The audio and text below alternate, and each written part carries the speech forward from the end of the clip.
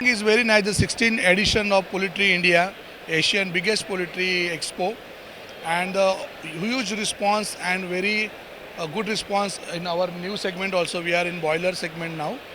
Before we are also in California cages and battery cages also. Now we launch our new products in boiler like multi fan, cone fans and all, and these feeders.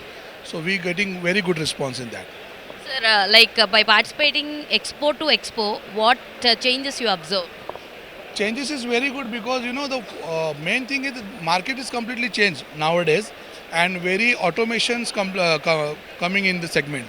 So people are very excited to watch new product incomes in the market. That's the main thing, and new product also we launch.